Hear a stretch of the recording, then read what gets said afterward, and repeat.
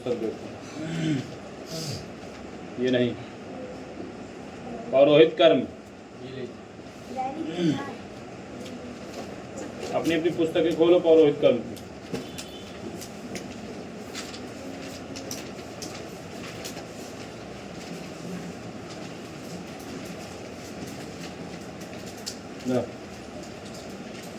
बगल में देख लेना।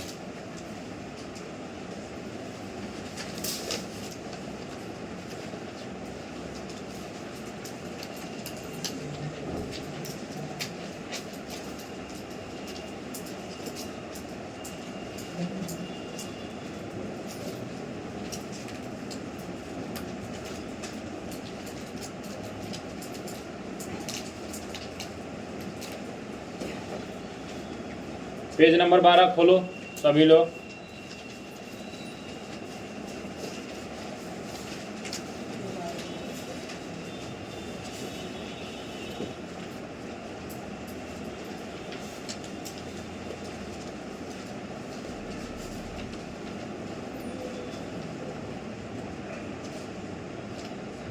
देख रहे हो सभी को? दैनिक क्रियाएं, क्या लिखा है? दैनिक क्रियाएं। भारतीय आचार पद्धति में सुनना है, देखना है किताबों में, पढ़ना नहीं। भारतीय आचार पद्धति में नित्य कर्म का बहुत बड़ा महत्व है। सामान्य दैनिक क्रियाओं को नियत समय पर नियत प्रकार से करने पर ही अभीष्ट फल दृष्टिगोचर होता है, यानी कि देखने को मिलता है। दैनिक क्रिया के क्रम में ब्रह्म मुहूर्त में जग जाना चाहिए। अत्यंत विवस्थाओं को छोड़कर अधिक समय तक सोना निषिद्ध है, ठीक है ना? अधिक ज्यादा सोना नहीं चाहिए। ब्रह्म मुहूर्त सूर्योदय से 4 घड़ी यानी कि 1.5 घंटे से अधिक पूर्व का समय धार्मिक क्रियाओं की दृष्टि से भी अत्यंत प्रभावकारी है। अब करावलोकन, कर दर्शन, अर्थात प्रातः उठकर अपने दोनों हाथों को सामने फैलाकर निम्न श्लोक पढ़ते हुए दर्शन करना चाहिए। पहले लिखा है कराग्रे वस्ते लक्ष्मी, कर मध्य सरस्वती, कर मूले स्थितो ब्रह्मा, प्रभाते कर दर्शनम। फिर पृथ्वी से क्षमा प्रार्थना।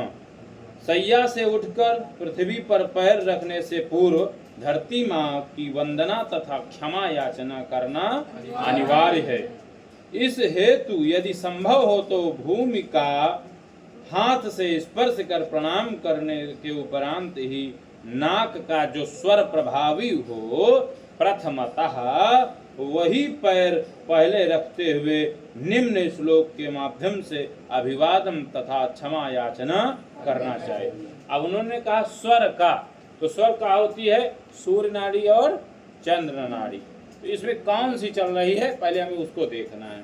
फिर श्लोक पढ़ना है कि समुद्र वसने देवी पर्वतस्थन मंडिते विष्णु पत्नी नमस्तुभ्यं पाद स्पर्शम। स्नान से पहले वरुण देवता का प्रार्थना करना होता है। जल सामने रखकर निम्न प्रार्थना करें। अपामधिपतिस्त्वं च तीर्थेषु वसतिस्तवा वरुणाय नमस्तुभ्यं स्नानानुज्ञां प्रयक्षमे।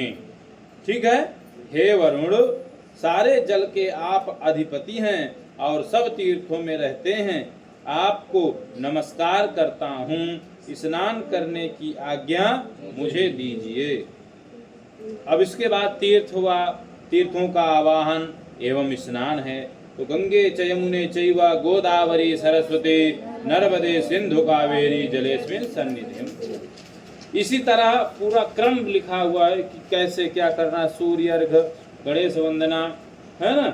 तो इस प्रकार जैसे हे गंगा, हे यमुना, हे गोदावरी, सरस्वती, नर्मदा, सिंधु, कावेरी आदि पुण्य तीर्थ, आप इस जल में आकर रहें। भस्म धारण का मंत्र इसी प्रकार से है।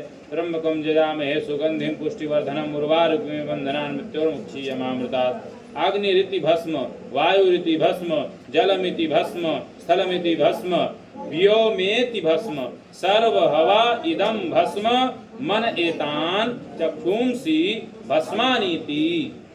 इस प्रकार से यदि चंदन धारण करे तो उसका चंदन का मंत्र अलग है।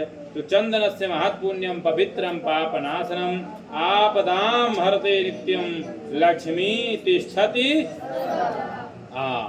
ओम केशवाय नमः, ओम नारायणाय नमः, ओम माधवाय नमः। इन तीनों मंत्रों को पढ़कर प्रत्येक में से एक एक बार कुल 3 बार पवित्र जल से आचमन करना चाहिए। तो यहाँ तक आज हम सब ने जाना। उसके बाद जो है अब ये गोपवीत धारण करने का मंत्र है। तो शुद्ध कैसे होते हैं आचमन तक हम समझने का प्रयास करेंगे। अभी आज हमने सिर्फ बताया।